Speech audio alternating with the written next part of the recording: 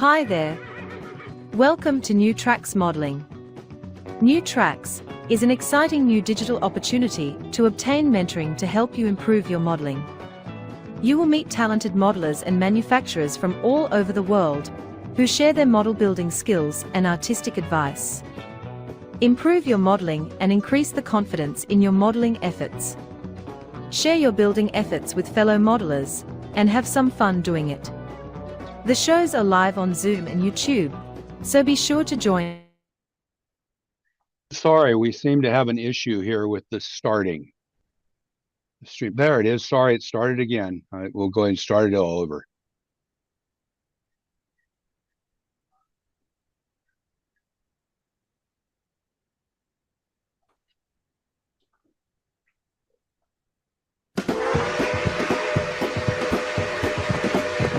Hi there. Welcome to New Tracks Modeling. New Tracks is an exciting new digital opportunity to obtain mentoring to help you improve your modeling.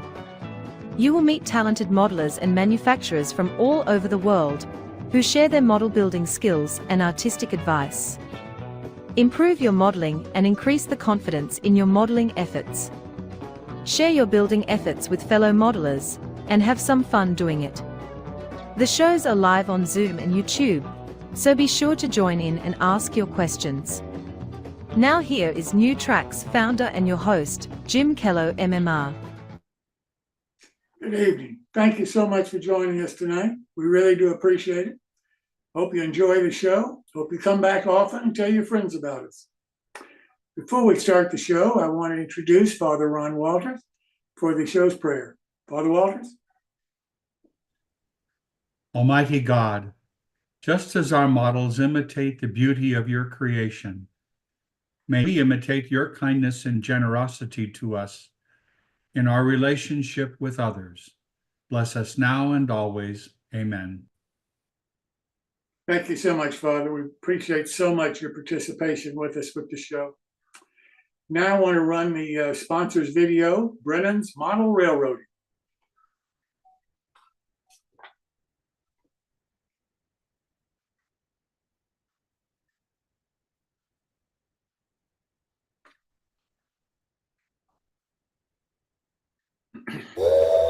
For over 25 years, Brennan's Model Railroading has been offering unique products for the O-scale market. Our flagship product, Brennan's Better Ballast, was an instant hit and continues to be the industry leader. Its prototypical size and natural color blend of real crushed granite make it the choice for discerning modelers. Since then, we've developed a complementary line of natural ground cover materials. Additionally, we offer craftsman kits that anyone can build with complete photographically illustrated instructions that assume you've never done this before. The Sonky Wanky Coffee Company is the latest and the fourth kit to be added to our ongoing and highly popular limited edition Ellison Tribute series. These kits take Ellison's scratch-built iconic structures to a new level with Dennis spin. The idea being that if Frank were alive today, this is how we would build these models using modern methods and materials. Use the QR code to visit our website.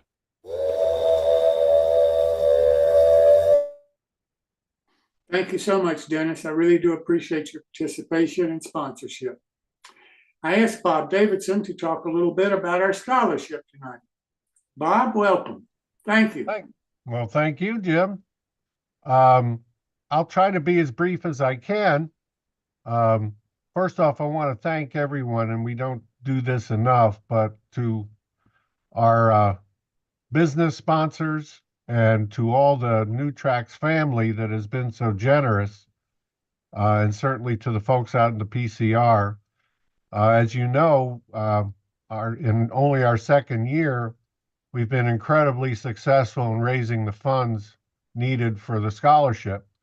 And this year, we'll be offering 3 $2,000 scholarships to students who are either in or entering a STEAM program in a college or a trade school. But what I want to ask everybody tonight is something that won't cost you a penny. What we need is to get the word out to as many students as we can that this scholarship is available. fortunately, if you do a Google search and you search model railroading scholarship, we come up either first or second. So that's out there. But I think that a lot of kids are just not thinking to look for that. So if you have a club meeting coming up, or if there's a show coming up in your area, or even if you just know of a student who's in a high school right now or in college right now, who's been to your modeling club or hangs out at the local model store or whatever, please make them aware that the scholarship is available for them. This is a serious chunk of change to these kids. $2,000 goes a long way to deferring the cost of their education. So I put a couple things up in the chat box. One of our flyers, and then Phil has generated a $2,000 bill that shows everybody the money that they can get, and it has a QR code on it that they can just scan to take them to the website. But certainly you can just go to newtracksmodeling.com/scholarship, and you'll get all the information you need. If there's any way that I can help you to get you some flyers or give you any information or answer any questions you might have, this is our challenge right now. We've got about 10 weeks left.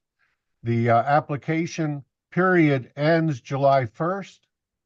We are getting some applications in, but we'd like to get a lot more. We'd like to see as many students as we can apply for this. So please try to help us out. If you have a child or a grandchild who's in high school now, maybe you could get them a flyer to bring to local guidance counselor or something like that at the school, so that they'd be aware that this is available.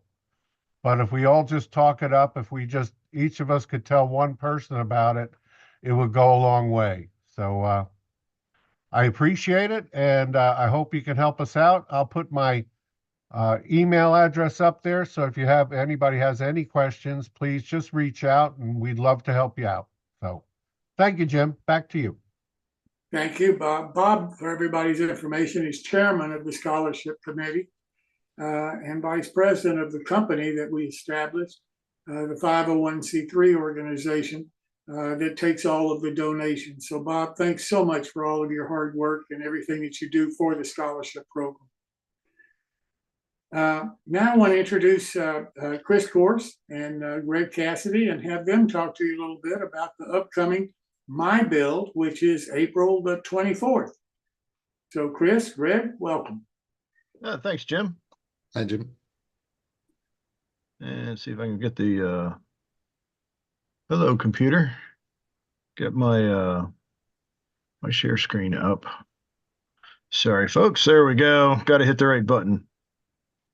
All right. The next My Build is the April challenge is spring. Shows your spring scenery, Florida vegetation, trees, things along those lines. It doesn't matter what your modeling skill is. Just we want to see what you're working on. If you need help for anything, let us know, and we'll try to aim you in the right direction. To participate, please email me your photos by April 21st, railrunner130@hotmail.com, and that will be for the April 24th show. If you're maybe you're a little camera shy, or you're not a good public speaker. I'm a terrible public speaker, but I muddle through it.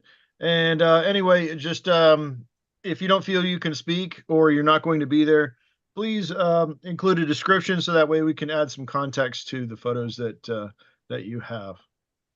Greg, was there anything you wanted to Yeah, as some of you may know, Chris is still part of the working class, and every now and then he gets deployed, and I'll be on hand to fill in for him whenever he's not able to run the show. And so I'll be your substitute teacher. Alrighty. So I don't think we could have two greater people to do this My Build show for us. But alrighty, well, thanks Greg and Jim, and we'll turn it back over to Jim. That's great. Don't forget, this is April the 24th, so you've got a little bit less than 2 weeks. And we hope that we can fill up the show with all of the great models that you're working on. Now I want to introduce Phil Edholm for him to share with you what's happening in the virtual convention part of the PCR convention that's later this week, later this month, 2 weeks from now, I believe. Phil, welcome. Thanks, Jim. So I'm not going to spend a lot of time. I think I've talked with folks about this before. I just want to remind everyone that we are going to have a virtual convention that's part of the PCR convention that'll happen starting April 25th. I have a couple of slides to show, so I'll just go ahead and show those real quick. So the convention itself is the 24th to the 28th. It's actually in Silicon Valley at a fairly nice hotel. Got a great $139 room rate. So if you are interested in coming to California, check that out on the website. Just PCR Convention 2024 will get you there on Google. But what I really wanted to do is talk about the virtual convention we're doing. So from the 25th to the 27th, we will have basically 3 days of virtual convention. So they'll have clinics. There's going to be virtual prototype tours. There's going to be a content room tour by MMRs. We're also doing, in conjunction with Jim and New Tracks, a virtual train show. So we've got, I think, 9 vendors now that'll be doing a video and then doing a breakout. So really trying to introduce some of the modeling vendors to a larger community. And then we'll have a whole set of birds of a feather sessions, et cetera. So, what we're trying to do is really change from a Zoom meeting like this, where one person's talking, to create an environment where it's really much more interactive. You can meet people, multiple topics can be talked about. And we found when we did the virtual NMRA convention in 21 that the way to do that was to have kind of a gathering room. They called it the Great Hall. What we've done here is we actually will start off in a Zoom meeting that'll be a gathering room, and then it'll be where the clinics will be done when the clinics are on. But then what we're going to do is a whole series of breakouts. There will be clinic goes on breakouts, there'll be special interest breakouts, and then there'll be the New Tracks virtual train show. So essentially when the convention's going on, there'll be clinics in the morning, clinics in the evening. Of course, this is California time. So for those of you on the East Coast, the clinics will start about 11:30 and end quite a bit later in the evening than they do on the West Coast. But in the afternoon, when we have layout tours and prototype tours, we have a whole set of activities that'll be going on in the virtual convention. So this is actually the schedule for the virtual convention over the 3 days. So what you can see is the clinics in the morning and the evening. And then between 12 and 6, we have a whole bunch of stuff going on that'll be, I think, really a lot of fun. Like I said, the 2 tours of the SBCCRR, that's the Carter Brothers facility, and that's rebuilding the Carter Brother narrow gauge cars from the early days of California narrow gauge railroading. The Niles Canyon Railroad, they're a local, I guess I would call it touristy railroad, but they have 22 pieces of motive stock. Some pretty amazing things. They have literally, I think, about 30 or 40 cars. And so you'll be able to see kind of what they're doing there and see the Klaus Maffei engine, the last one in the US they're restoring. And then we're going to have these vendor breakouts. So there will be vendor breakouts. You notice we have the videos showing during the lunchtime there, right around noon California time. And then each of the vendors will have a breakout for an hour. So, if you wanted to talk to vendors about what they're doing, get some more information, great opportunity to do that. And then you can see the walking tours, et cetera. And then we go to, again, clinics in the evening. Saturday, what we'll be doing is after the clinics are over in the morning, we're actually going to go to 2 online clinics. John Garrity is going to be doing a clinic about the Coromal mine, and Thomas Knapp is going to be doing a clinic about the SLO facilities in N-scale. So lots of interesting things to do. What we're really trying to see is if we can take a lot of the physical convention and take it over into the virtual world, will people get excited about attending something like this? And the good news is, I actually looked at the registration. I think we're up to about 65 registered virtual attendees. the really great news about this is if you've been to a convention recently, I went to the NMRA convention in Dallas last year, and I summed it up, and it was about $2,850, $2,900 all in to go to the convention. And that didn't include airfare because I did my airfare on miles. I was looking at the convention in LA. The rooms are $209 a night. It's a 7-day convention. So if you stay for 8 nights in a hotel with taxes, that's going to push $2,000 for the hotel. So by the time you get done, it's going to be a $2,500 to $3,000 to go do that. This is 3 days. And if you use the code PCR24 when you register, you can register for $20. So, in terms of being a great way to get some great modeling, you can go up online and look at the clinics. What we did is we surveyed all of the registered virtual attendants about 3 or 4 weeks ago. They told us what clinics they were interested in having in the virtual convention.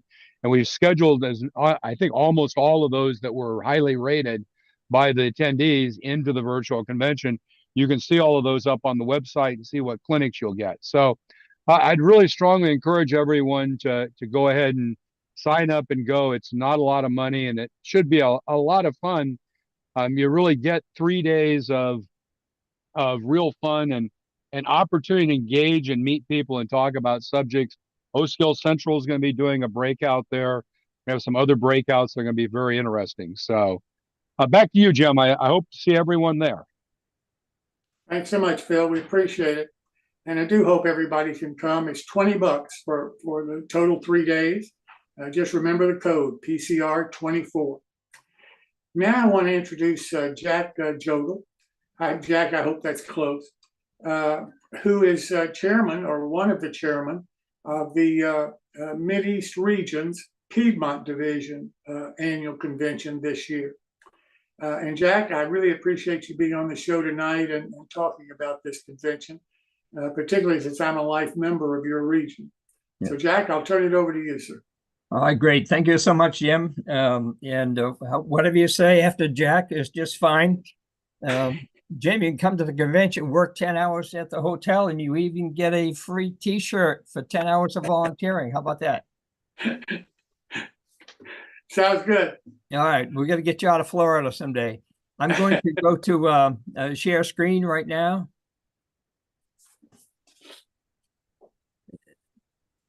Yeah, which one? Here we go. This one. And we are going to go from the beginning. There we go. All right, we are, let me see, from the beginning.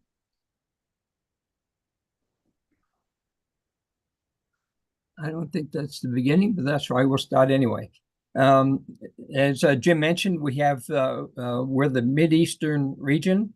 We're the Carolina Piedmont Division, which covers central and eastern North Carolina.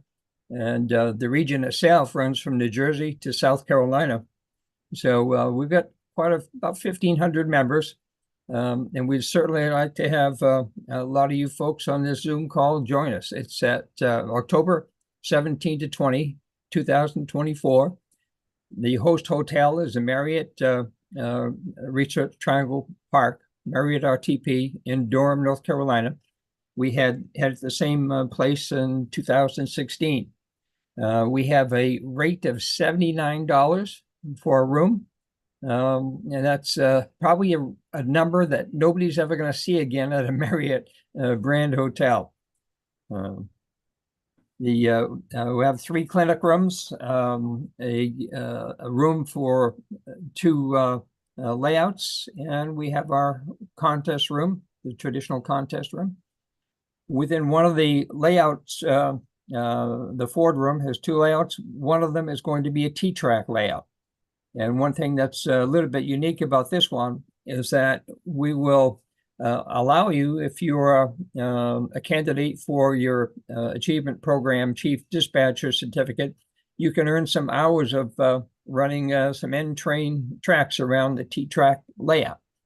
So that's a nice little feature that we've never done before.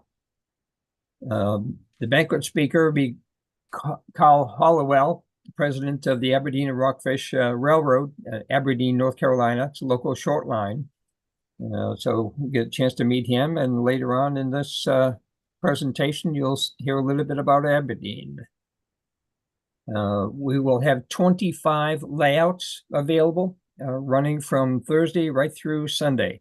So there's I'm guessing that half of our attendees will be out of the hotel that whole time looking at layouts or operating. We have 10 operating layouts for a total of 13 operating sessions. So if you're into working on that chief dispatcher certificate, as I mentioned a moment ago, you'll have plenty of opportunities. There's an operating session every one of the days, Thursday, Friday, Saturday, Sunday, and on Thursday, Friday, and Saturday, multiple sessions. So there's as many as 70 jobs available to sign up for. We have the traditional judge categories. I don't think we're supposed to use the word judge anymore in the NMRA, and various special awards. And we had an HO scale version of the original Norfolk Southern 3-bay hopper. We sold out of that already, so we don't even have any available for the convention. And the N scale has been quite popular. That just arrived at our doorstep in January from Bluefin Shops, and that's been a good seller already. So we've held back 26 cars, and those will be available only to those who register for the convention. And the cars are $25 each. And we always like to brag. Phil asked about sponsorships earlier. We've got some great manufacturers that have donated, and we've got pages. We put them in websites, newsletters, talk up our sponsors whenever we can, throw them a few bucks too. And we got several pages here of sponsors. And look at that, Jim, New Tracks Modeling right in the middle. And no, you didn't write us a check or anything, but between Martin's advertising in the newsletter and tonight's presentation, you've done a lot of in-kind contributions to our convention, and we appreciate that. We'll have 43 clinics, including 6 hands-on, and some of the folks on this call are involved with the hands-on. Mr. Chris Corse was originally scheduled, but with the date change in the convention, he ended up having conflict, so we're going to miss Chris. And one of our prototype tours is the New Hope Valley Railway in Bonsall, North Carolina. You get a chance to get on the throttle of a 44. I think that's a 44. No, it's not a 44 tonner. Is that a 60 tonner? Anyway, one of the diesel locomotives. And one thing that's kind of unique, we just got from a couple of years ago, the New Hope Valley Railway, that is, received 10 cars that were sitting idle at the nuclear power plant in North Carolina. One of those cars was a nuclear fuel escort caboose. And that's been restored. There's actually 2 of them. One of them has been restored, though. And for $14, I think it is, you get a chance to ride on the nuclear fuel escort caboose. Leave your guns behind, but otherwise, you can ride on that caboose. The New Hope Valley Railway also has a couple of interesting kits that we've displayed here. Somebody you might have heard of before, Martin Breckbiel, Master Model Railroader, will be conducting a hands-on clinic building the rail scale models offering of the New Hope Valley Railway oil and speeder shed. It's at the bottom left in the photograph. And a name that might be familiar to you, Bill Davis, is the one who actually was the inspiration, not only for the kit, but for the actual building. The building was not really a railroad building. That was put together from parts from an old tobacco barn.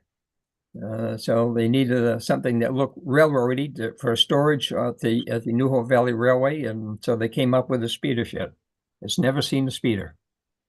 And bottom right, of course, my little self-indulgent brag is I worked with the folks at the New Hope Valley Railway. The prototype photograph above shows 1945 Golson Depot. And that depot was moved to Bonsall and is currently being restored. And Ipswich Hobbies has produced a kit of that in both N and HO scales, and that's what you see down at the bottom, and the Southern Railroad kind of yellow and green trim scheme.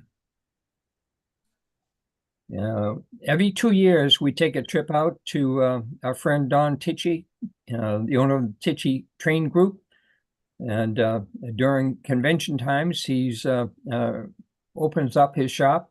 We have 2 tours going out, one on Friday, one on Saturday of the convention. And Don loves to chat. And he is, and if you've ever had a chance to meet Don, but he knows his physics, he knows his chemistry, he knows metallurgy, he knows his computer. He is very brilliant. But so it's a fun visit going out to his shop and chatting with him for a couple of hours. And he usually gives you a very generous discount when you go shopping at a showroom. Aberdeen and Rockfish, as we mentioned, Aberdeen earlier on, the president is our banquet speaker. But one of our prototype tours is a bus trip down to Aberdeen, and we'll tour a restored depot, which also includes the Model Railroad Club, operates inside a depot, restored Caboose. We'll be visiting the headquarters of the short line, Aberdeen and Rockfish, and we will be going over to their locomotive maintenance shops.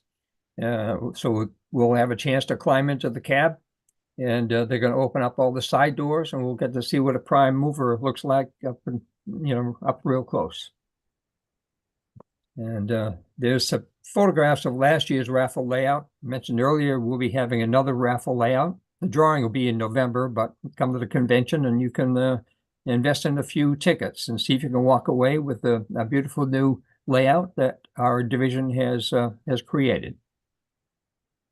And that's pretty much it. All kinds of hobby shops in the area, and not too far away is the North Carolina Transportation Museum, and that in itself is worth a trip to North Carolina. And that's pretty much most of the volunteers, the key volunteers on the team.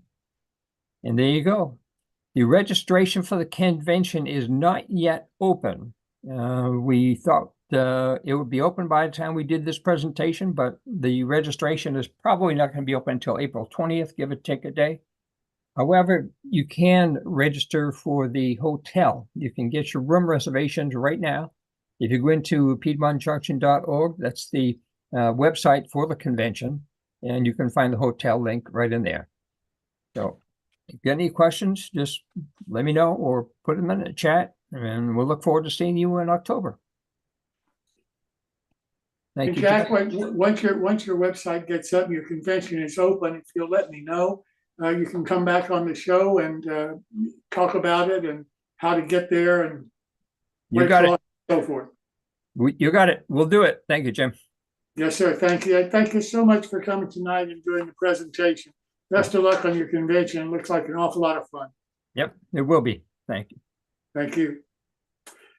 Well, now I want to start the show, and our first segment is on HO scale modeling with Mainline Hobby Supply as our sponsor.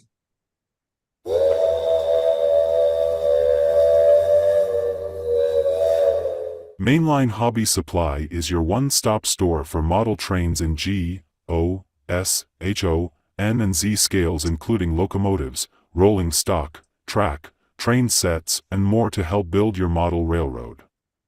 We are the largest model railroad shop in the area, and we carry a wide range of model railroad supplies across scales.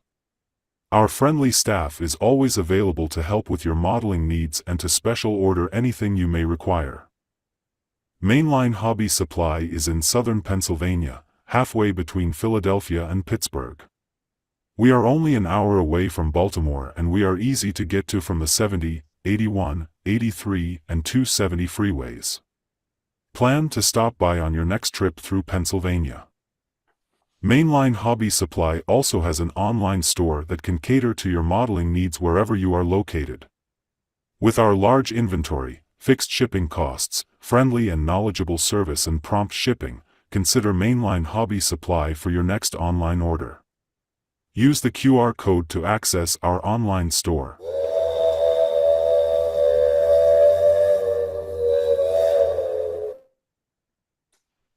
And we certainly do appreciate that sponsorship also. Well, the host for the HO scale modeling segment is Ed O'Roy, MMR. So Ed, welcome. Thank you. I'll get right to it here. Let me share my screen.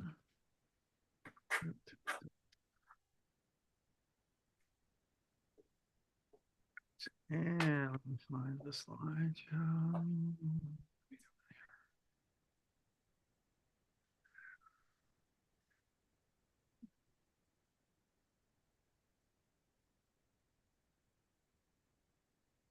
There it is. Okay. Be helpful if I could see better.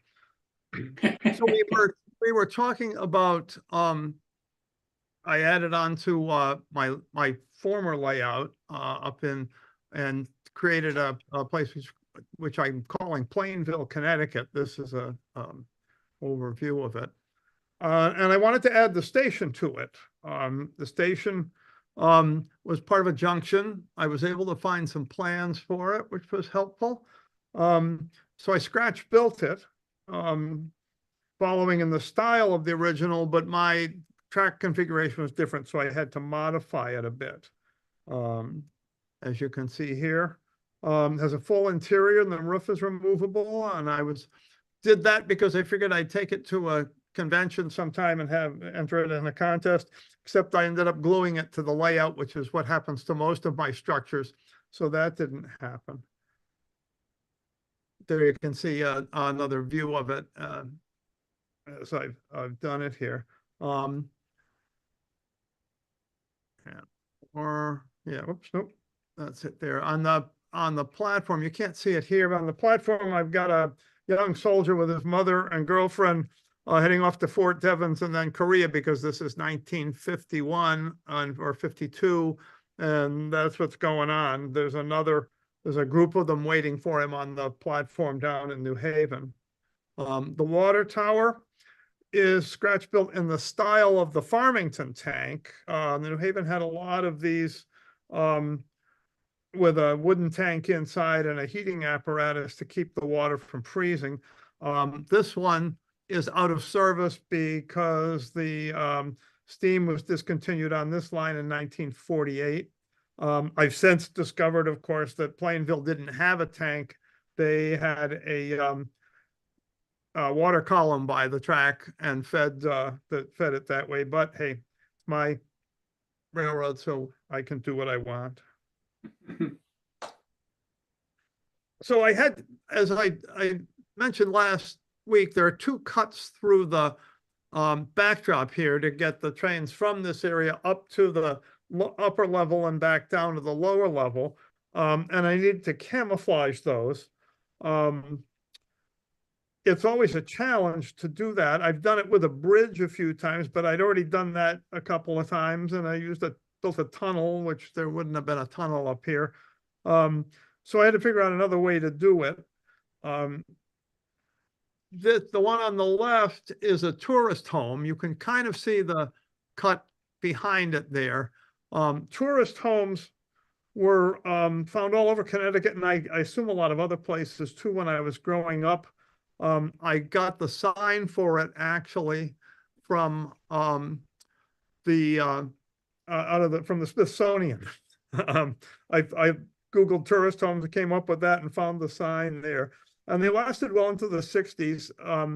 I know that the house next door to my barber in downtown was once a tourist home. They were sort of the forerunners of roadside motels, B&Bs, and now Airbnbs. People opened their house up. In this one, Ralph and Alice have arrived and are knocking at the door, waiting for the host to let them in. And the fellow lodger sort of ignores them, reading his New Haven Register. You can see him there. I camouflaged the cut in the back of it with some trees. My friend Bill Brown has a system where he makes trees out of the Scenic Express stuff that goes pretty quickly. So I built a bunch of trees, and put them in, as you can see here. And they've turned out pretty well. And the line goes down the hill. In theory, this road runs up past the house, sort of behind it. But of course, it makes an abrupt turn and heads off towards New Britain. I imagine would be an interesting road to drive in the winter when it was icy and have to stop for that crossing if there was a train coming. The stone walls are from Chooch, the flexible stone that you can glue to the thing. I recommend that you're not, if you do those, that you're not rely entirely on the adhesive on them, especially if you've had them for a while and they've sort of curled up with age. The latest thing I've tried is I found that Woodland Scenic's foam tack adhesive is very helpful for installing those. Made one more addition to the Plainville area, which I needed another little structure on the track to the station. So I came up with this thing. It was an Atlas small warehouse kit, which was actually produced by Fowler. And again, this was out of my father's stash and never built. The loading dock was kind of crude, so I rebuilt that and replaced it with a scratch-built one. I added bar mill shingles, some corrugated metal roofing on the covered area, and a bunch of junk around it. I added some ground cover. A friend of mine makes a lot of these piles of junk, and I go operate on his layout, and he sends me home with a few of them, which is always nice. Now it's time, once I'm done with that, it's time to clean up the workbench. I tend to be a messy builder, although I've gotten better at it. But when I use a tool or do something or work with something, I tend to just put it aside and not put it away, which is what I should do when I get done with a session. But I've gotten better at it. But this is what it looked like after I was done. And I'd actually already cleaned it up once as well. So just to I've been talking about this layout, but that layout doesn't exist anymore. The last run on the old New Haven was March 27th, 2023. And after that, I tore it down because we were moving, boxed everything up, shipped it over to a new house. And the first run on the New Haven was April 7th, 2024. So just about a year later, I managed to get it up to a point where I can actually run a train back and forth, which I'm very happy with. And maybe once we do a little more of that, we'll get going on it a bit more. I'm going to be taking a leave of absence from New Tracks Modeling for a while. I play in a community band out in one of the suburban towns, and they rehearse on Wednesday nights. So I'll see. We play on the gazebo at the head of the lake, and every Friday night. If you happen to be in Skinny Atlas, New York, and which is a beautiful little resort town to go visit, every Friday night. 7:30 in July, 7 o'clock in August. Come watch us and come say hello. There we go. All right, so it's that. Thank you. Ed, what instrument do you play? I'm a clarinetist, clarinet and saxophone. I play clarinet group. Yeah. I tried that one time. That didn't work to me. I don't know why. I just couldn't get it going. Oh, hey, happens. Ed, isn't your region having a convention coming up? Yes, our convention is in September in Rochester, New York. And I've actually got a video of that I could get from the guy who's the host, and I could get it over here and we could play it sometime maybe. Yeah. That would be great. Love to do it. And we can also put it in our newsletter if we can get some flyer or okay. Yeah. Some information to somebody, get it to Martin. Then we can include it in the newsletter too. I think he did once, but we'll get it to you again. Yeah. Okay, that sounds good. Thanks, Ed. All right. Yep. Have a safe trip, by the way. So now I want to move to N-scale modeling, and the sponsor for that is National Capital Trains.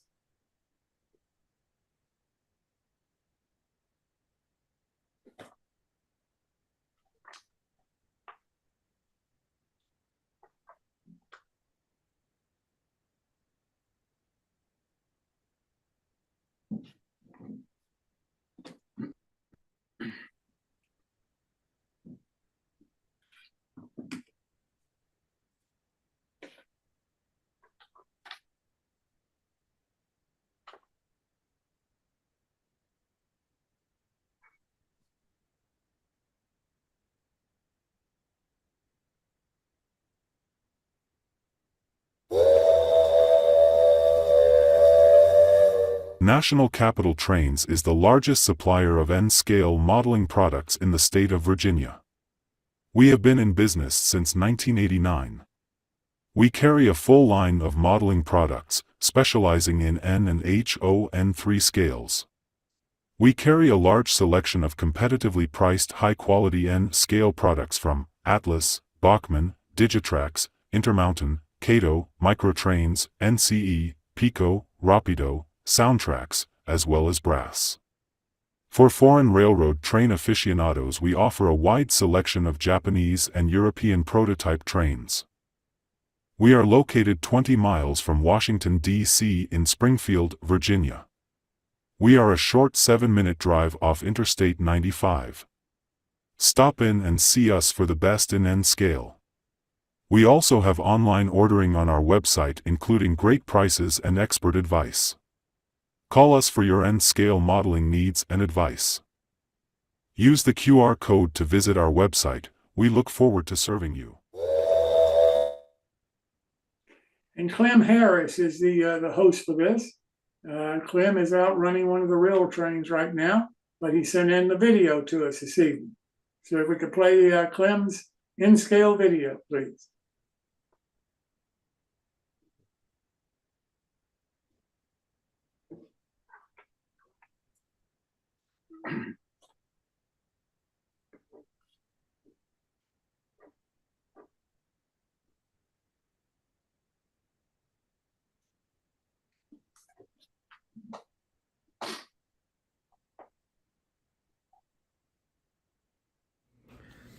Hi guys, this is Clem Harris, your NewTrax Modeling N-scale host.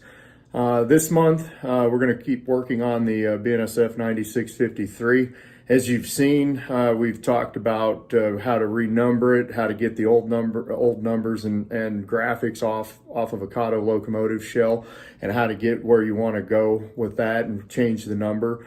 You've seen where we've started weathering it. In this month's segment, you'll see where I go back and I add the number boards in the front and the front handrails.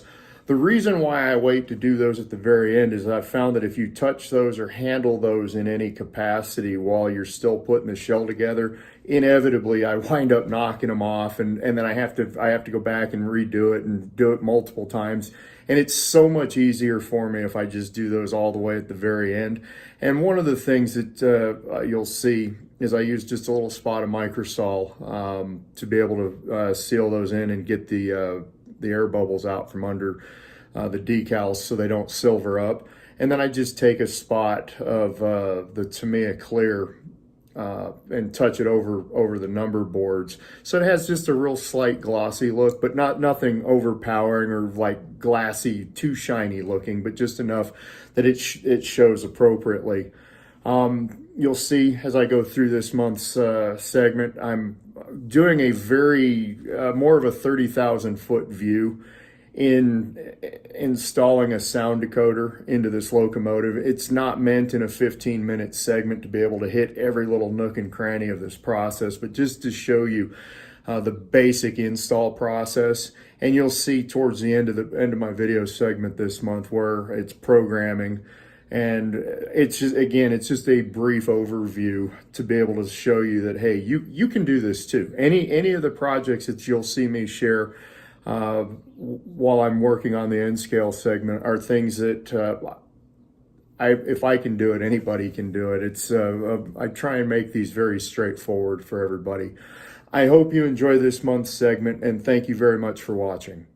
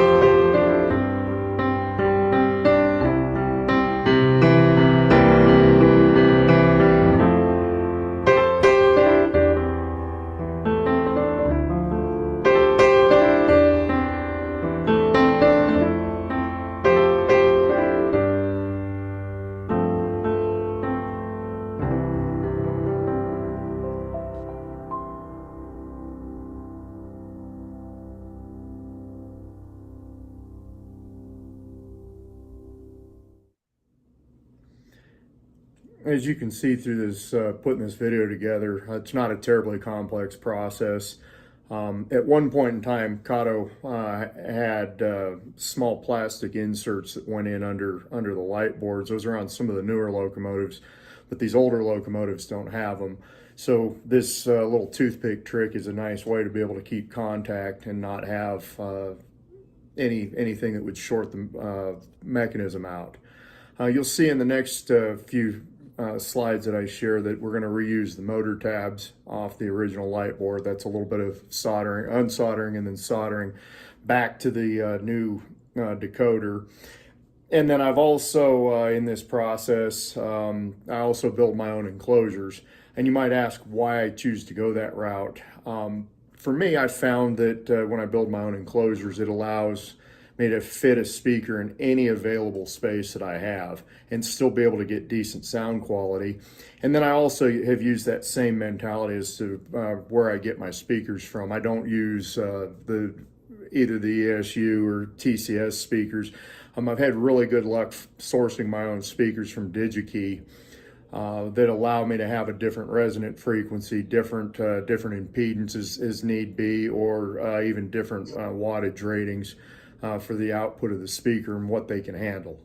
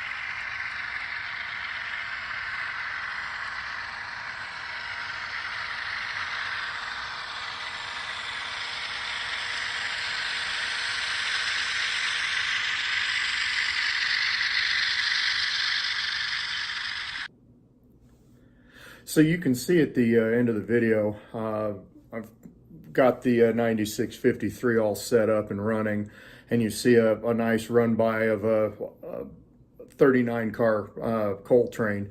I don't really like doing prototypical length trains because in the real world, this train would be 130 cars. And it's just not practical, even in N scale. But as you can see, I've got a really good illusion of a longer train, and I have the distributed power that's prevalent on modern equipment, modern trains. I have that on the back of the train. All four of these locomotives not only have sound, but they've been speed matched to be able to play nice together so that you can see a nice smooth roll by of the 9653 leading this coal train. In next month's video, I'll talk about, I'll wrap up the series, and then I'll talk about how I do speed matching. And I try to make this process as simple as possible. Any of the projects that I do is something that anybody else can do. There's nothing special or fancy or unique to what I'm doing, other than I just sit down and take the time and walk through the project. And I found just a few little tips and tricks over the past few years that work really well for me speed matching. I hope you enjoy this video, and like I said, next month will be about getting locomotive speed match, so you too can have a nice smooth train, and even if you want to run distributed power on your layout. Thank you for watching. Thank you so much, Clem. We really do appreciate it, and hope you have a safe trip on the rail train that you're running tonight. Well, now I want to turn back to Jack Yodel. Jack, I hope that's close, who owns Ipswich Hobbies, and he's going to do a build along of one of his kits of a section house. So Jack, welcome.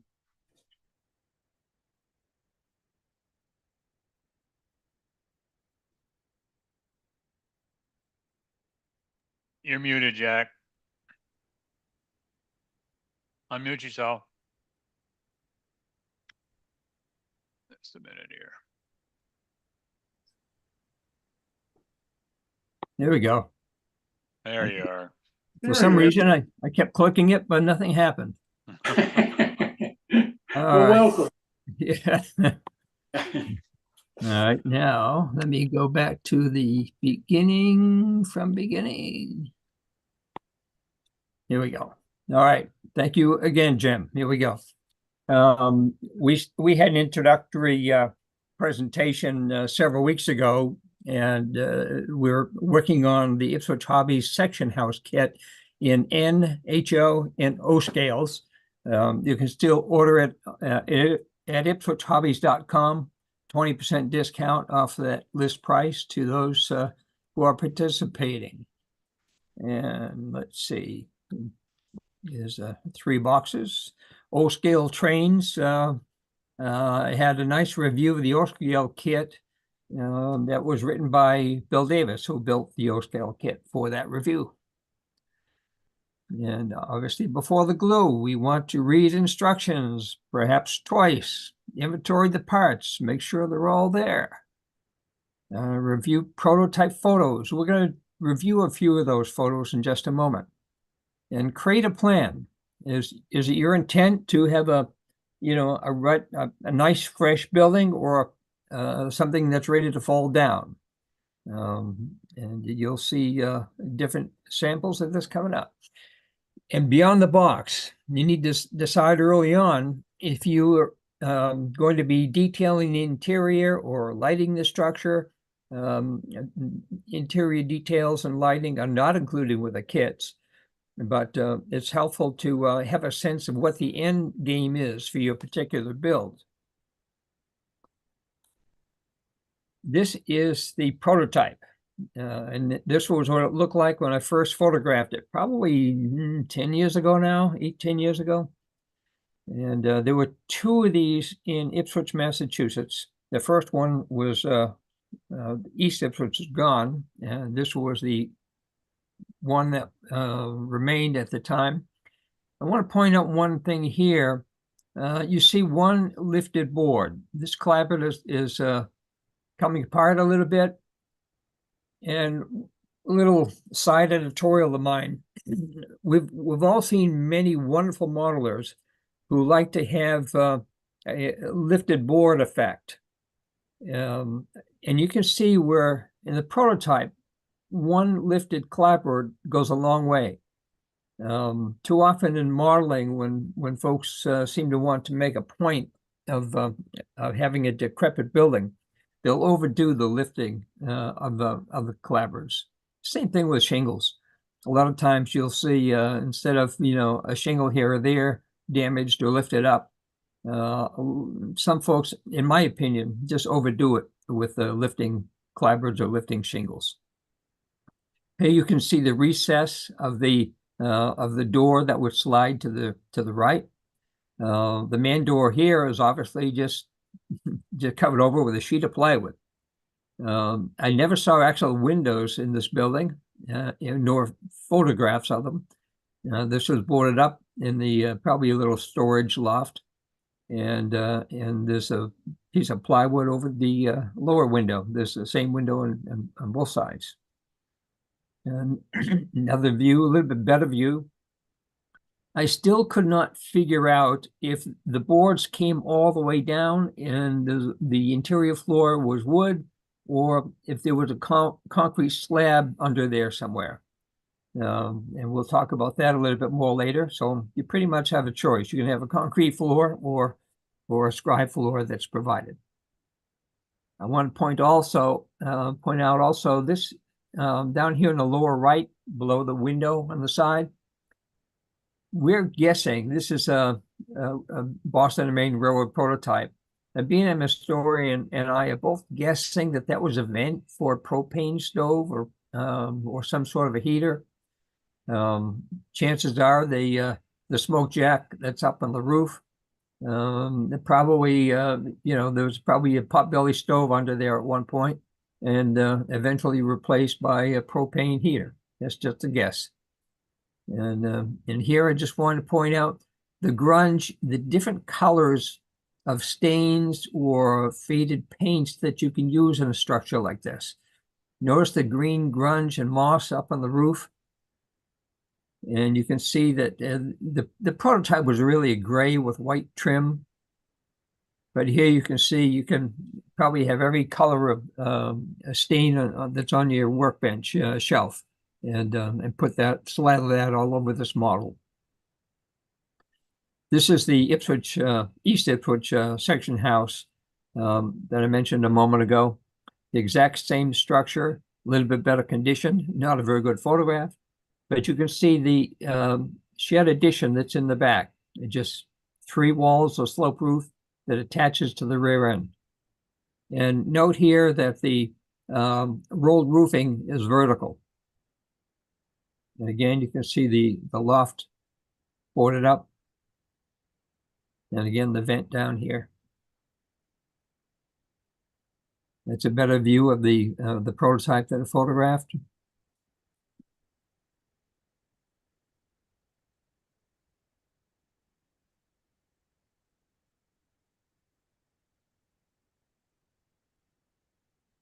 Okay, let's build.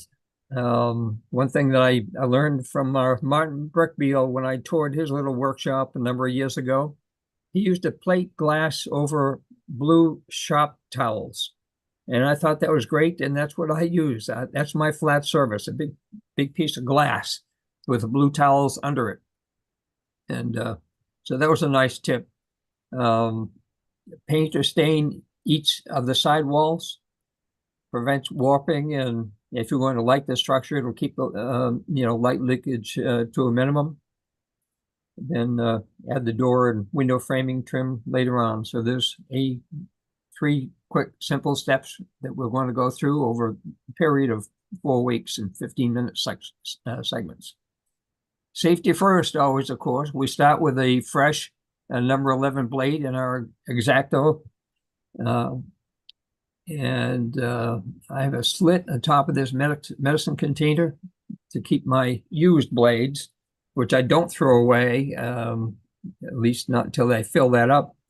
I use those blades to apply glue and sometimes I use them as a paint applicator. I like the sharp point for fine detail work, and I use the reverse side as a scribing tool.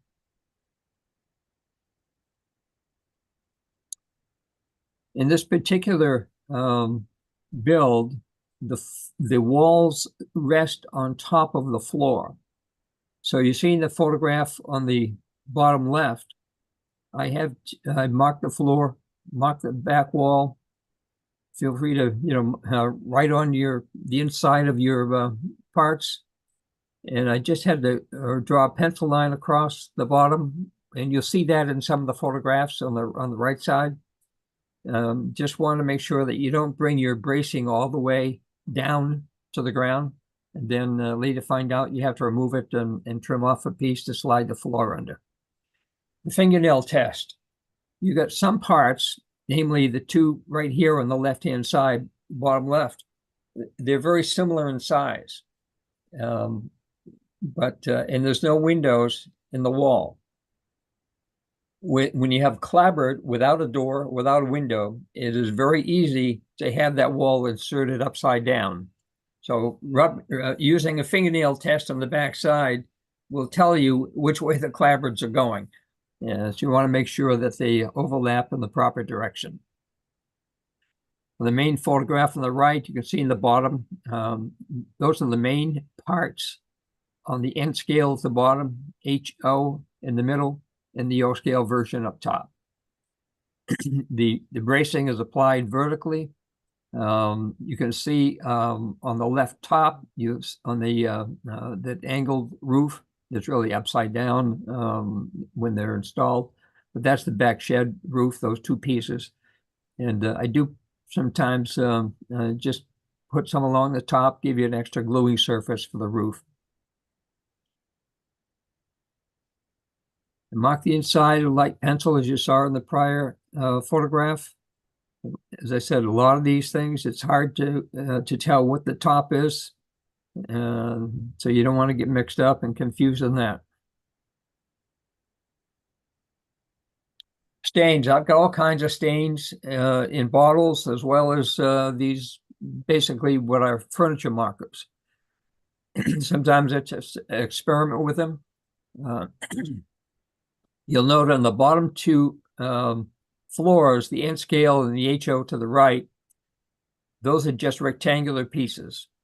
The O scale at the top is notched at each of the corners, and there's a notch here.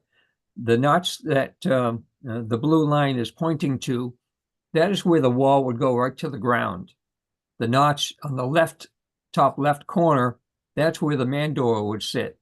And then in the large area to the right of that photograph, that's where the speeder or the rail car door would go. It would rest on top of that. The bottom two well, you can do it on all three actually. You'd have to do a little trimming on the O scale. Or on the two N and HO scale floors, you could very easily just turn those over and paint and weather them a concrete color, put a few stains on the floor, and pretend you've got a concrete floor instead of a wooden floor. Nobody's ever seen the inside who's still alive of that building, so nobody can ever tell you you're wrong. This is my spray booth, the photograph on the right. That's an old chair that's in the backyard. I'm not going to have any interior detail on the smaller scales, the N and the HO. So I just did a rattle can spray of the interior side, the inside walls black. And I'm probably going to end up on this build having an open door on that section house. So I was able to look at in Kentucky, New Hampshire, the inside of a speeder shed, and the walls are gray. So I said, okay, I spray painted gray on that one, where there'll be some visible interior.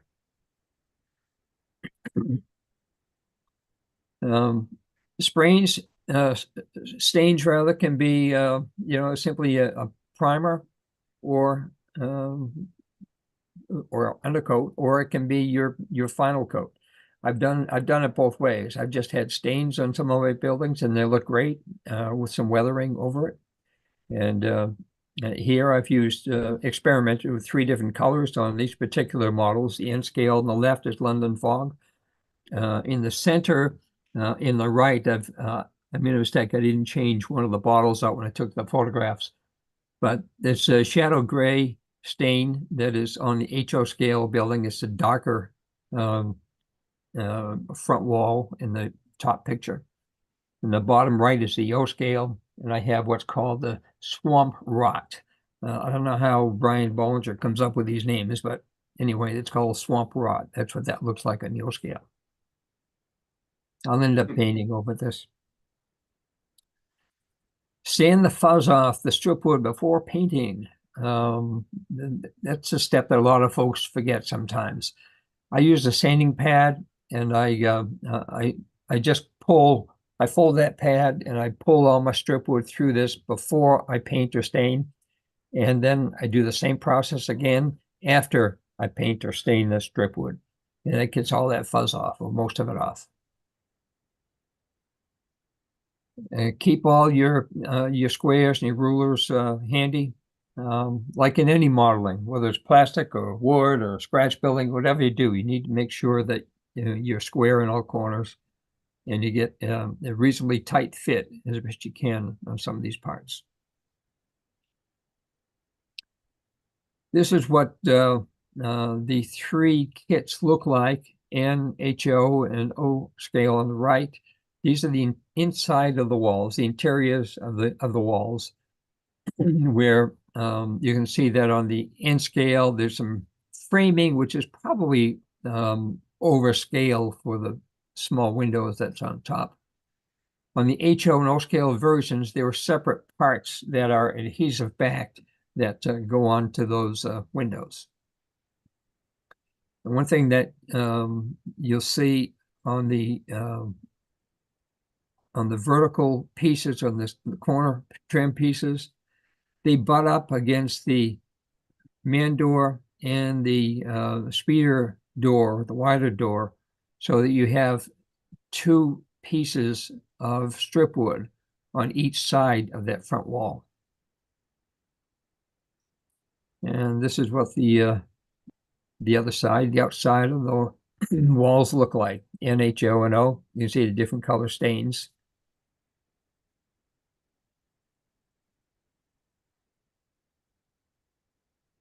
And that is where we are through this first segment. We got through just cutting the strip wood, doing the bracing, putting the trims in the windows and doors. And next week's short segment, we're going to be installing windows and doors and start some of the roof work. Any questions from this point? And feel free to email or put it in chat. And that last slide was, again, it was a slide for the discounts that if any of you who have not already signed up to participate, feel free to, you can still sign up until, I believe it's April 15th. Right? Jack, why don't you put the code in the chat for everyone Okay. after we get done? That'd be great. All Thanks. right, I shall do that. There's different code for each of the scales. And I do hope a lot of people will buy this, because Jack, it was awfully nice of you to do this. I really do appreciate it.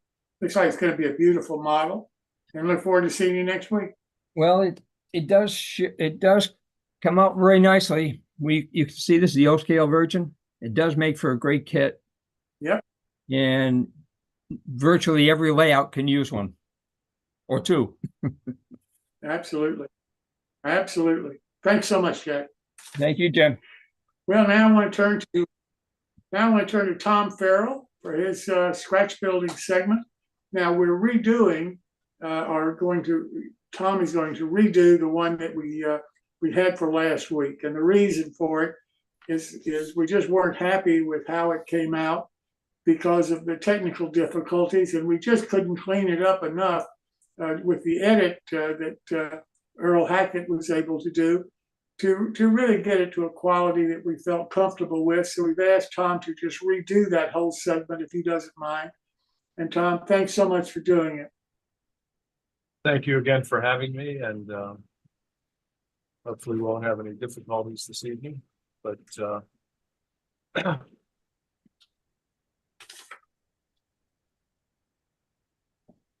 so this evening I have part 4 of the Turtle Creek and mining scene. I'm going to go through a few different projects within this Turtle Creek scene this evening. This is what it looked like approximately 2 weeks ago. So this was the tipple and how much of the scenery that I had completed. This evening, I'm going to go into I named this tipple the Monongah Coal Company.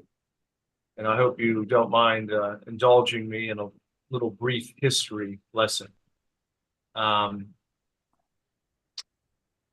There's a story behind the Monongah Coal Tipple. I'm from Western Pennsylvania, and we have all these Indian names for our rivers, like the Susquehanna, the Allegheny, the Monongahela.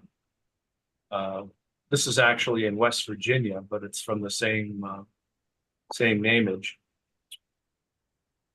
The Monongah mine is actually was the worst mining disaster in the history of coal mining in the United States. Way back 117 years ago, 362 miners were killed virtually instantly. A very small number they figured were trapped, and they eventually died in the mine. They figure that when you're coal mining, there's a lot of combustible gases there. And they figure either a spark or a carbide lamp. These guys use, I don't know if you're familiar with carbide lamps, but they have a flame on them.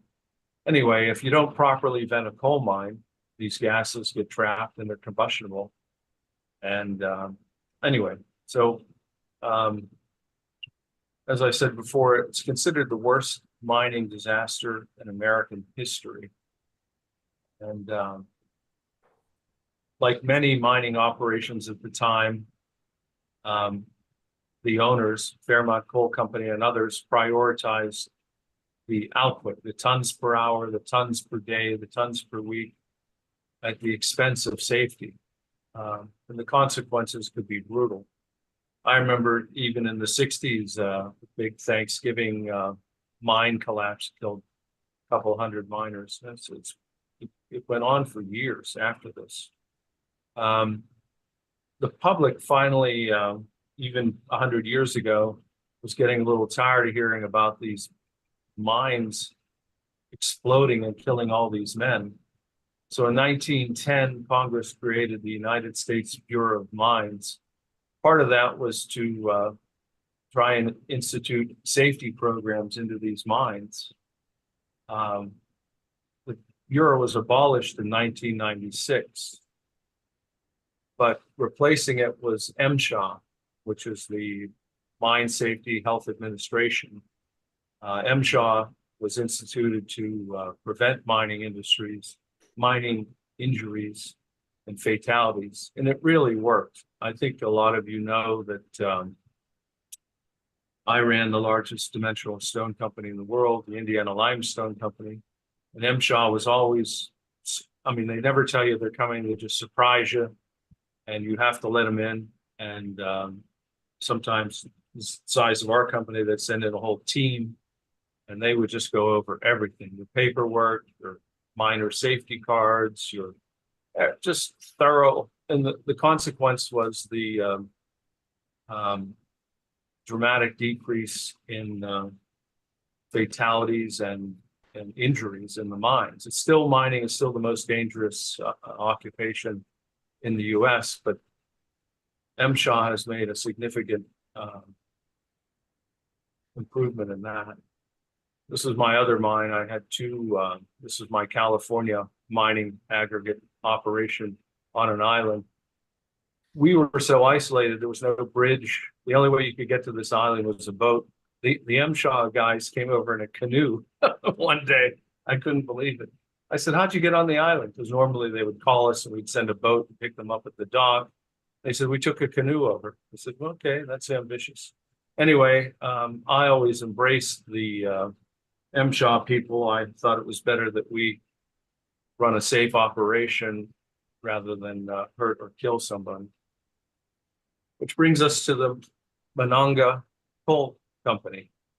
I named it in a tribute to the worst mining disaster in the US, because I have not a connection to coal mining, but I have to tell you, not so much my aggregate operation in California, but Indiana limestone was a very dangerous place, or could be a very dangerous place. And so this was my way of just showing a little respect to my mining coal tipple here. So I named it after the mine in West Virginia, the number of miners killed, and then the year of the accident. So if anybody ever visits Bloomington, Indiana, my layout here, I will have a little backstory on the naming of the Monongah Coal Company. So continuing on with the build, enough with the history lesson this evening. I needed to add railings to my decking. So I marked these off in 1-inch increments, which are equal to 4-foot sections. I just took a ruler.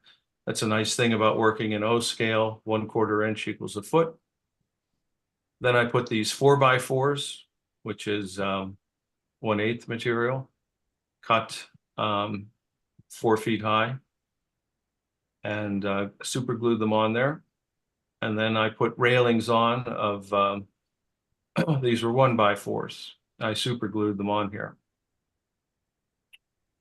You can see an up close of how that red looks. I'm very pleased with that look and the roofing. Next up was the tipple itself, the supporting members. There are these little Grant Line nuts. I use these all over on my tunnel portals, timber tunnel portals, and on some of my wood structures. These are, as it says here, a 2 1/2 inch square nut bolt. What you do is you take your pin vise with a small drill bit, a little larger diameter than this plastic bolt. You just simply drill the hole, put a drop of super glue in there, and insert the bolt. Then I go back later with a paintbrush and just touch the bolt head with a rust color. It really adds a lot of detail for very little work. Just takes a lot of patience. You can see some of that work right here. It just is a nice touch. That way it doesn't look like magic's holding it up. So what's left to this tipple is the tipple has to be fed by a conveyor. The conveyor typically runs into the top of the tipple. This is not an office building. This is just these windows are here for light. The tipple will run into the side of a mountain.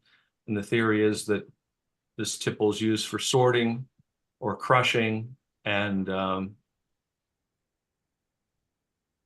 of course, I have to glue the building to the tipple. It's just sitting there right now. And then I have to add some brackets and bolts here where, just a bolt wouldn't do it. I need a bracket, like if anybody recalls on my timber tunnel portals. They're easy to make. It's just styrene. I'll feature that next week. And then these chutes, I will basically skim these with, coat these with a very thin plastic to represent sheet metal. I'll use some of these rivets. So it'll appear as though they're riveted together. Just be a nice detail. And then I'll put some gates in here and some sort of mechanism. The whole reason I put the deck up here was to have some sort of chain gate system, which I have to figure out. Next up, I said we'd be jumping all around. I like to add fences all over my railroad, and I like variety, so it's not just a cookie cutter. I don't have any sheet metal fences on the new version of the Rustic Buff and Old Gothic. The sheet metal that I prefer, and I've used a lot, I've used paper sheet metal, I've used styrene sheet metal. My favorite is this Northeastern. It's actual aluminum. It's thicker than aluminum foil. It's just a nice material.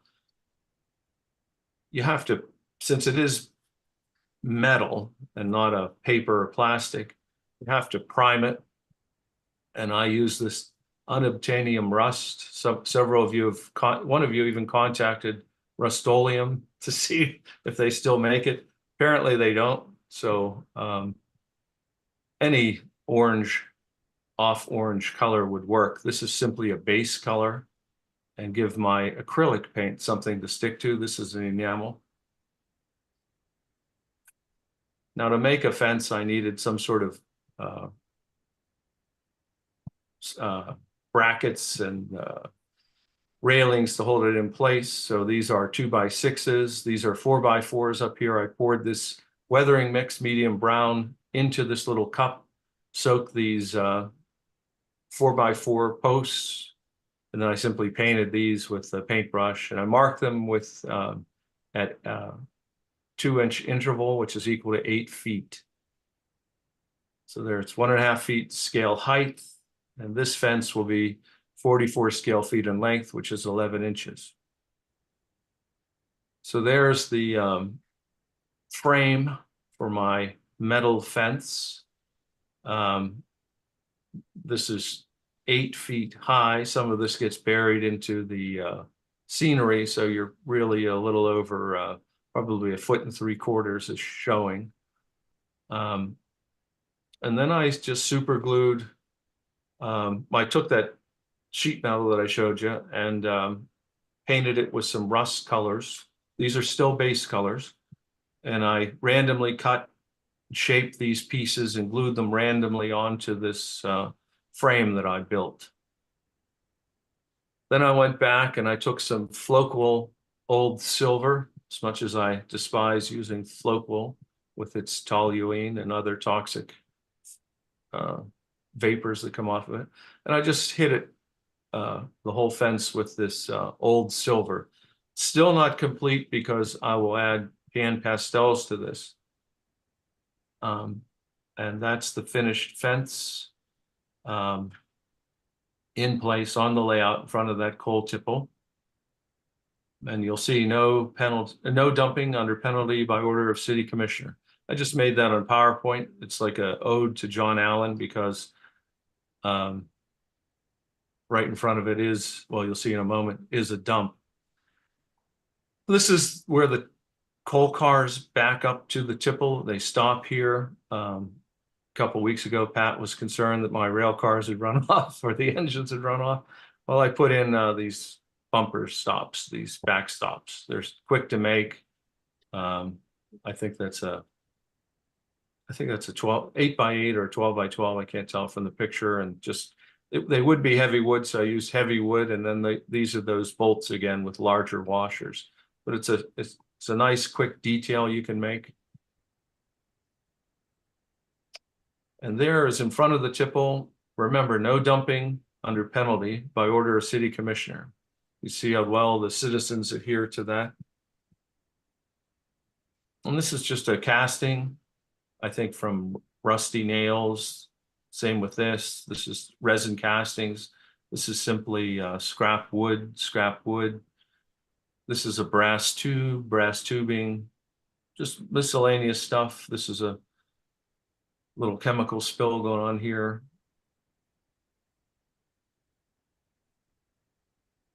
Next up is the weathering of a scratch-built water tower. This was featured on my old layout, but I hadn't weathered it. And it's stained. There's very light weathering on it. And you can imagine I hit it with this white acrylic to start. And I was very nervous about that because I mean, this looks basically perfect. And now I'm painting white paint all over it. I didn't feel like making another, so I had to get this right. And what I did is I added black, and then with that black, I mixed it with the white, and I got some grays. So there's a good blend because they're all from the same paint. It goes from white to light gray to dark gray to black. It's to simulate algae and mold and miscellaneous weathering. these foundations aren't weathered yet, but I'm working on it. There's another view. Remember, no dumping.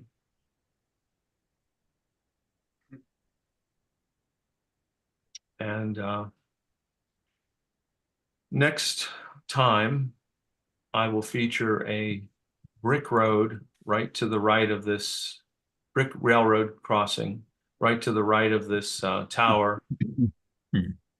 This is a collapsed tunnel. I haven't really weathered or finished this. This scene will be next. In here, I'll have an abandoned rail track going into this abandoned fallen in tunnel, as if the main line used to go that way, but now it goes that way. And a couple other things. This should be finished by next week. So thank you for the redo. And if anybody has any questions, I'll entertain them now. But thank you for having me, Jim. Thank you so much for doing it, Tom. It's beautiful modeling. Anybody have any questions for Tom? Yeah, I do, Tom. The spelling on mine, how do you spell that? What did I put? Is that wrong? Yeah. I'll let you look at it. What does it say? Mine. What did I do? M-I-I. Oh boy. 5 years ago. 5 years Father ago. mentioned it online. I just thought it 5 years of college down the drain. I love it. That's all right. Father had mentioned it, and I said I better. Not on the in the presentation. Yeah. Okay. All right, we're clean on the model. That's good. That's good. It looks good. It looks real good. Well, we can always redo it, right? That's right. Next time that will be fixed. All right. All right. Moving right along. Now I want to go to Martin Breckbiel, MMR, for his Scratch Builder's Corner. Martin, welcome.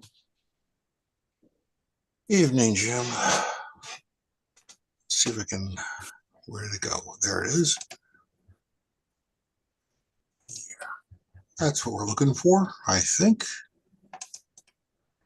That's what we're looking for. Good grief, I actually got it to work without too many tribulations. Okay, so we're going to pick up right where we left off last week with another quick resurrection of a piece of junk or something that was unfinished or forgotten and found under a table for a couple of bucks somewhere. We can do this all year, but I don't think that'll be wise.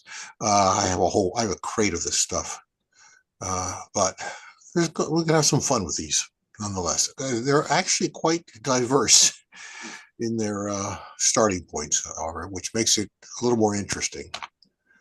This one, when I found it, was actually rather nicely done. Styrene, no door or any plans for a door, but nice and solid styrene. I thought, well, this has some potential. We can cut a hole in it or add a door to the outside or what have you. Roof is just plain old styrene again.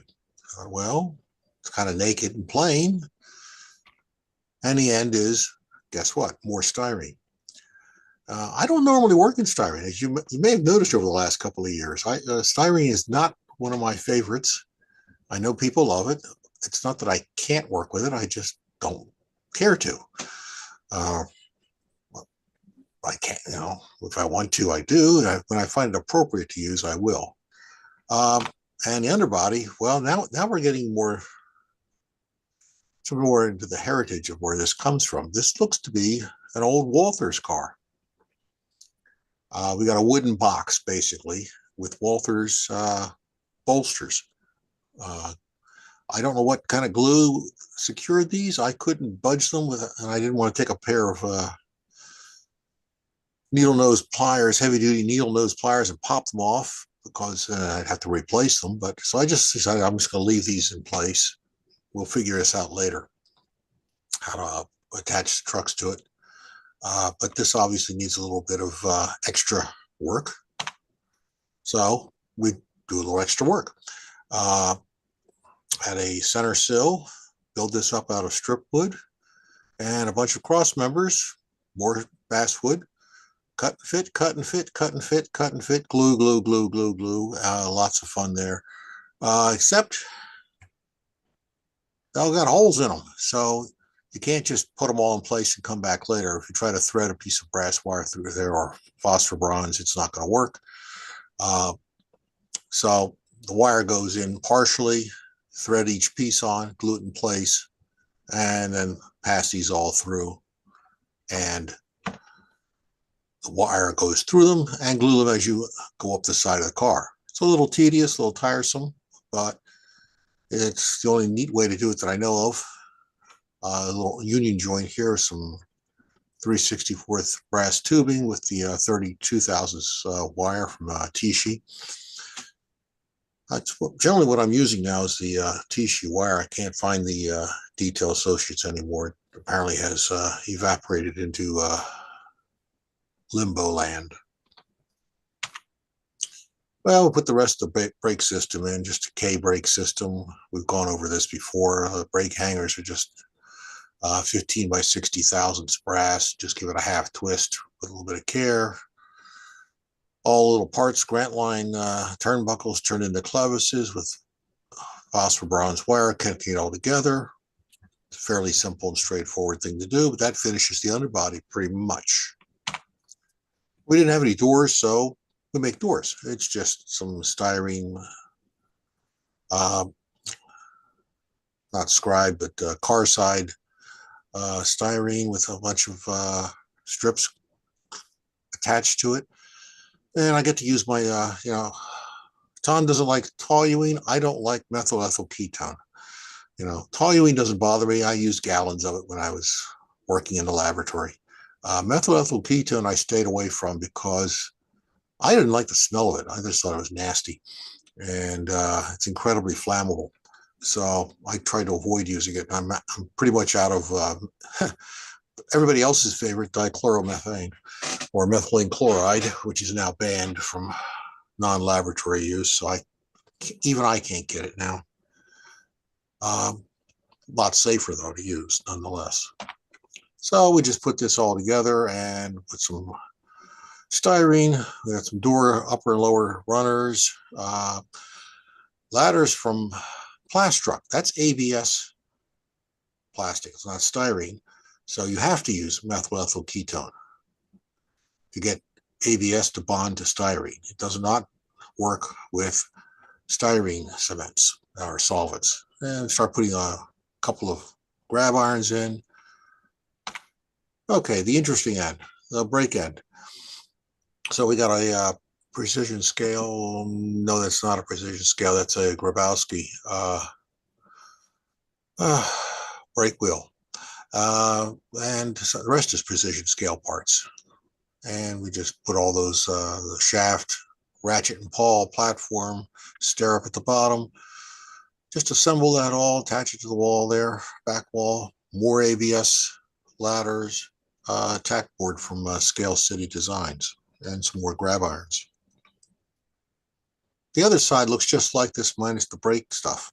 It just has a ladder on it, ladder and the tack board and grab irons. So I'm not even gonna bother to show it because it's too boring. Just subtract out things. Okay, so what we've added here, we've got the air hoses, nut bolt and washer castings everywhere, just to make things look a little less naked. And the stirrup steps, which I'm not sure what their heritage is or was or might have been. Those are put on with goo and CA, then they're drilled and actually pins. So I actually drill those out, cut a pin off, put it in the hole with CA using a hemostat, and that keeps it from snapping off because glue won't work. Eventually, you will bump your car against something someday, somewhere, and the stirrup step will come flying off. Probably to some place where you can't find it again on the floor until you step on it. Okay, the roof. Well, we have roof ribs and seams and supports and roof walk supports. Those are probably Grant Line ones in the middle there. Makes them a less naked roof. We had some warm days, so we splashed some paint on it, hit it with gloss. It almost behaved decently. Decals, I think these are actually old Walthers decals, as I recall. Despite the fact that they're probably as old as I am, they still work within tolerance. The roof walk boards were added. You can't see them because they're obviously on the other side of the car. But I pre-painted those and added those as opposed to trying to paint them later. And now we're done.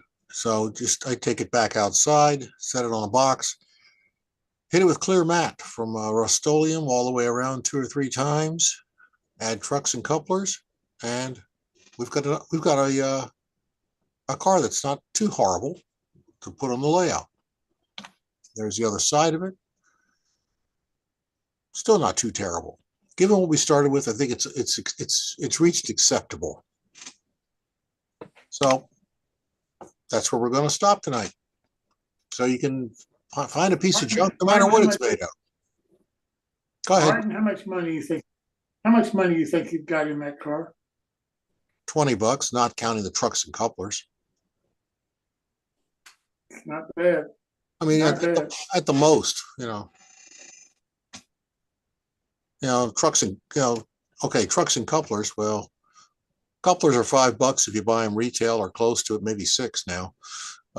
Trucks, you can spend as much money as you want to spend. Yeah, that can be anywhere from $10 up to $40 or $50. I have a philosophical objection to putting trucks that are more expensive than the entire car under that car. So I stop at a certain point. nice modeling. Thank you so much, Martin. All righty. Well, now I want to turn to Steve Sherrill for what do you want to talk about? Steve, welcome. Thank you, Jim. Tonight we're going to do kind of a little review of the O-Scale show from last weekend in Harrisburg, Pennsylvania. Being an all O-Scale show, we had ON30, Scale 2 rail, ON18, vendors. We had, I think, 7 or 8 micro layouts. It was a great time, and if I can get Craig to put up that picture, go ahead. Yeah. We had, if you add 2 more people who were not in the picture here, we had like 8 or 9 attendees who are presenters or have presented on new tracks. And so I think it's unusual to have that many people in one place who are new track presenters. And we had a lot of good conversations about new tracks. I had the opportunity to talk a lot to Tom. Got to know him a little bit. That was well worth a visit. And missing from this picture was Ben Poole and Bob Gelmacher.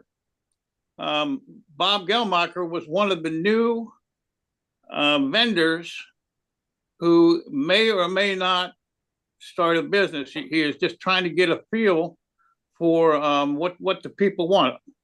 He's been on the show before, and he's a 3D printer expert. And so, Bob, I know you're right there. If you would just give me a little bit of what your impression of the show was, how you did, what you actually got from being a brand new vendor.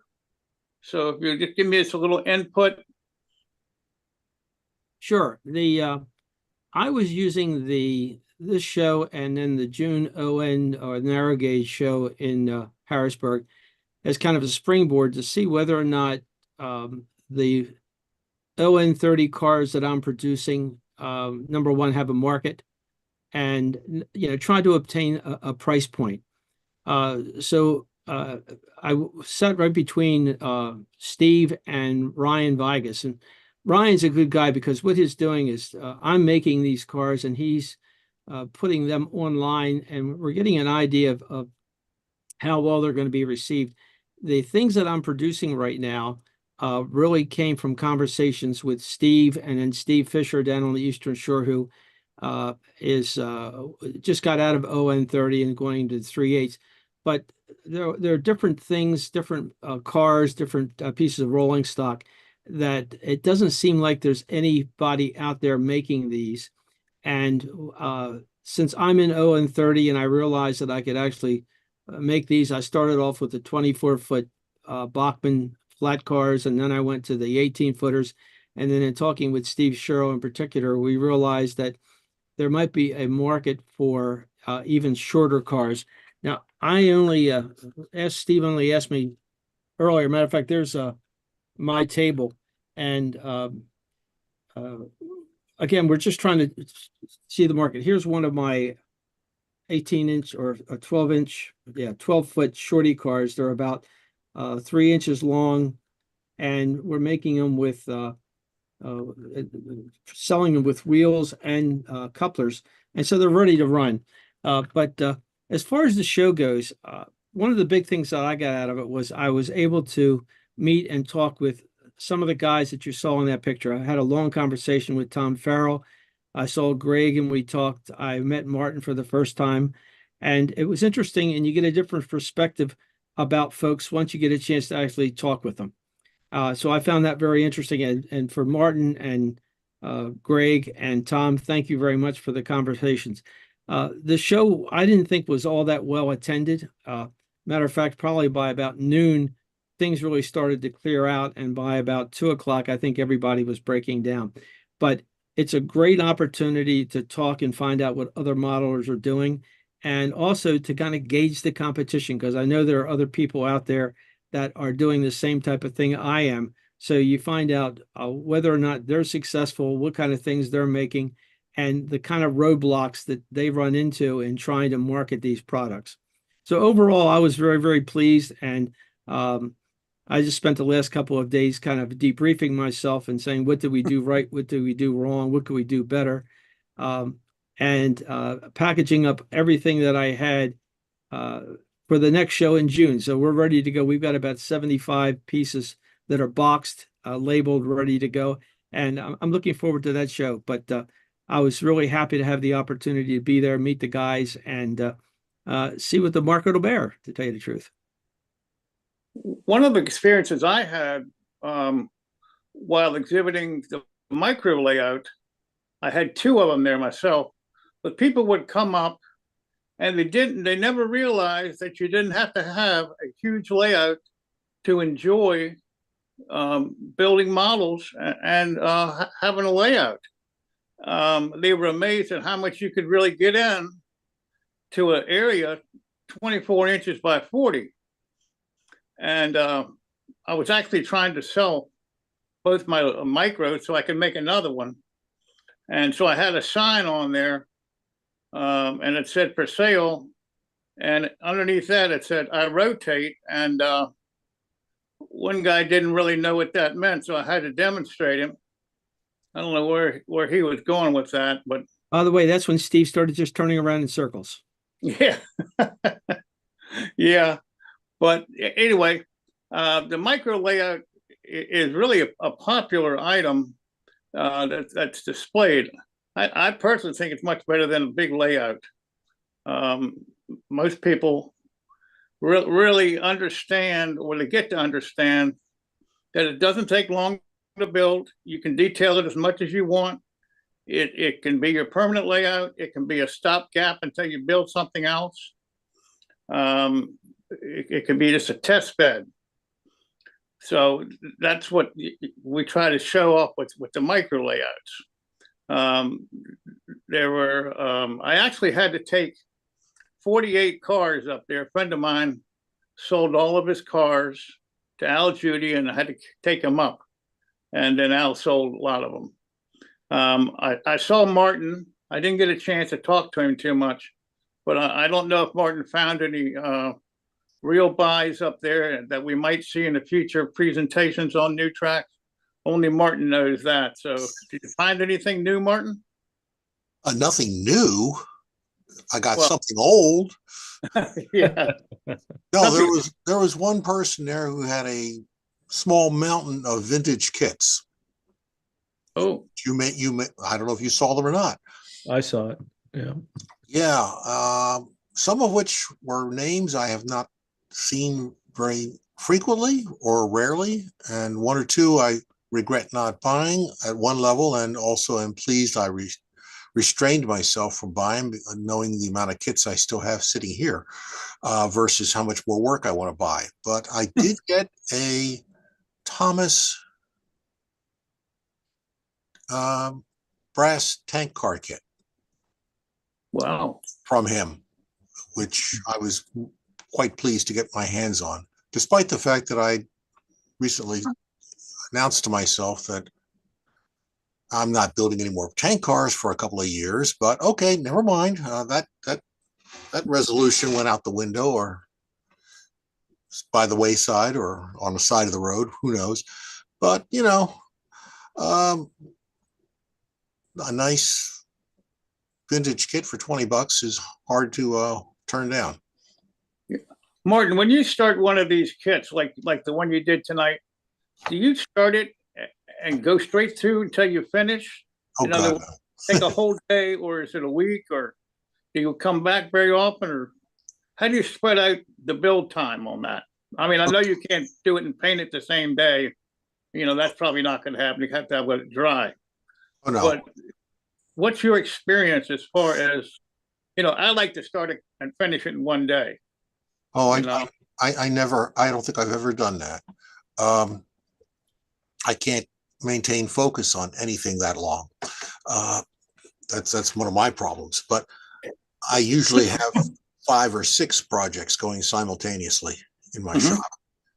I have 4 cars and 1 structure going on right now. And I'll spend not much more than an hour or 2 at any one session. Maybe 2 sessions a day, but and that's usually linked to how long the CD is. It's in the stereo. When the CD, it's time to change CDs, I say, well, that usually coincides with the fact that I've gotten every project up to a point where I'm waiting for glue to dry, or something like that, where I'm waiting for something to happen and I can't proceed. So it's a nice convergence of conditions, and also at that point my knees are tired of sitting there, and I'm tired of being in that room. So it's probably time to go back to my office, sit in a different chair, and answer emails from my 7, 8, 9 email addresses, and see what other kind of trouble I'm in. You know, it's back and forth. And then, you know, like today, I got tired of everything and went out on the deck with a book and a cold drink, and just sat out in the enjoyed the nice weather, and just said, I'm not going back in for an hour or 2. You know, I don't like, I can't focus like I used to on building models. I mean, I used to do stuff and I would forget what time it was, and I'd look up and it's 3 o'clock in the morning. And I'd have to get up in 3 hours and 3.5 hours and go to work. And I don't do that anymore. But it's not that I sleep more. I just can't focus. So I do 6 or 7 models. Martin, when you go to shows like that, yeah, last weekend, do you have a list of things you're looking for? You know, I mean, obviously you can't have a lifetime supply of those, of anything really. I mean, you never know how many cars you're going to build. I have a pretty close to a lifetime supply of strip wood, actually. Really? Jack has seen my shop. He knows what's in there. It's kind of disturbing. I used to buy it. I was spending a couple of years literally buying it in bulk from Kapler. It's still, I've put a dent in it in the past 5 years, but it's not a big dent. No, I don't bring a list. I know what I'm looking for. That just there's a handful of little things. I desperately try to avoid buying anything because I desperately need to sell stuff. I need the space. Don't we all need to sell I need stuff? I need the square footage back. So yeah, and the leftovers and the little stuff that's in the way and all the miscellaneous, I want it to go away. As I told just about everybody who bought something, it's like, who asked me, is this really the price? And I'm like, yes, I want it to go home with you, not with me. And they're like, oh, okay, I can help you with that. Yeah, but the people have to be looking for it too. Depends how persuasive you can be. But what we can let them take it, get out of here, you know. Yeah, I did give one person a car rather than sell it to him. Okay. Said, here, and we did have some really young modelers there who had been presenters here, who had a micro or small layout that they had built and ran it the whole time. And they always go to the clinics. They want to know everything. They'll ask, and I think a lot of the great modelers that attend these shows are helping these young kids.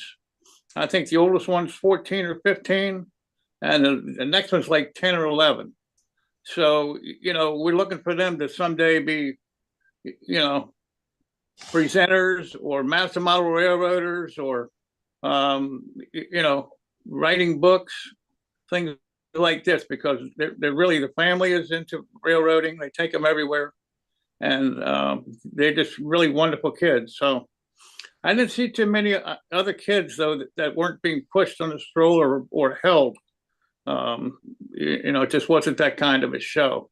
No, I did spend some time with a modestly young couple who I think were just putting their toes in the water and trying to understand what they were looking at. Mm-hmm. So I spent a fair amount of time explaining to them what the cars on my shelf, my display rack, you know, these were old commercial products. These were kits. These were scratch builds, you know, and, you know, they were very interested in understanding that, you know, the hobby has that diversity within it, that you know, not everybody's just buying stuff off the shelf. A lot of us are building stuff. Yeah.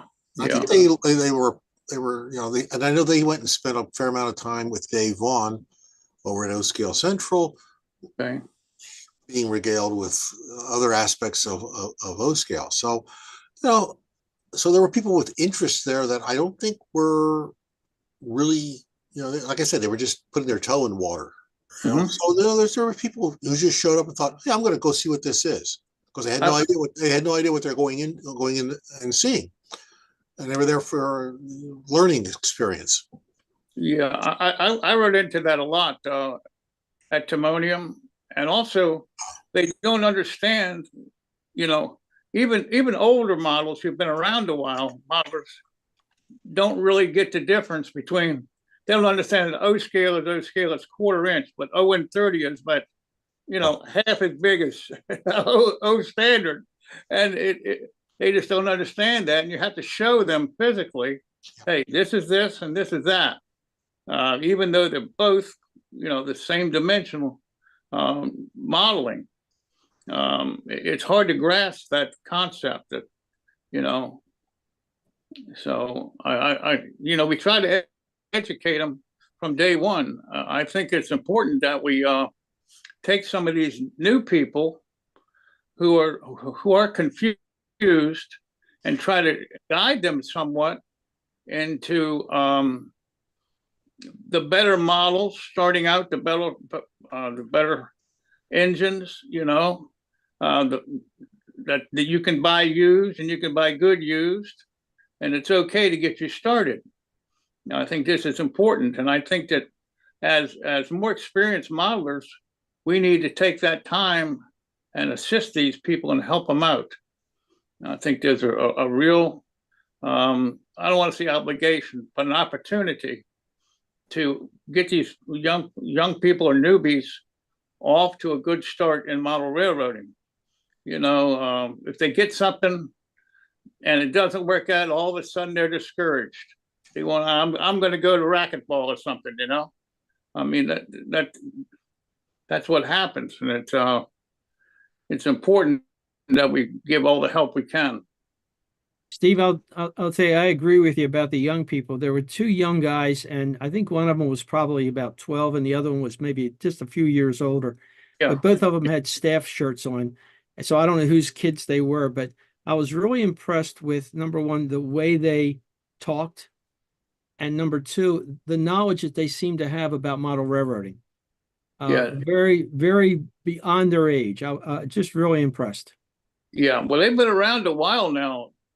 And one of them came up to me and he had scratch built something and had it battery powered. Mm-hmm. And, you know, and he showed me, and I'm like, whoa, wait a minute, step back here. You know, I wasn't that knowledgeable when I started out. I had to go in faith, and here this kid is already at 14 or 12 or whatever, and they're way ahead of me. I also saw the one that was try to get a real bargain from you. He wanted to buy your one layout for $5. And yeah, well, who knows? I maybe, you know, what the heck? I'm done with it. I've enjoyed it. You know, everything's paid for on it. If I was to give it away tomorrow, it wouldn't make any difference. I just go build another one. Mm-hmm. But anyway, it was a great show. It was a very nice meeting. You know, all the new track presenters and modelers that were there, as few as I could get to. Great talking to Tom. We spent a lot of time talking, not only about games but other stuff too. You know, and that was very nice. I enjoyed that a lot, Tom. Well, it was great to talk to you. You know, it's, you know, I can't wait until Ian gets over here and we get to meet him personally. You know, everybody looks okay on camera, but we're all different when we get in front of each other. So I just had a great time. It's not always about whether you sell stuff and make money and do all that. It's just, you know, it's a camaraderie of the hobby. And as long as we have that, we always have something, you know. So anyway, that's about all I can talk about today, I guess. Well, thank you so very much. I'm glad that you enjoyed the show. I'm glad it was a success, and happy for Al. He's going to be moving the show, he says now, from April till September. He's going to keep the June. He's going to keep the June show, but he feels that because there's so many shows late March, April time period, that his show is going to be better attended and better for everybody if he can move it later in the summer. And so he's going to move the April show to September and keep the June show where it is. So I wish him the best of luck in that. It makes a lot of sense to me. And I really appreciate, Steve, you taking the photos that you took of the people from New Tracks and your comments. Thank you so very much. And with that, we'll go to our caboose.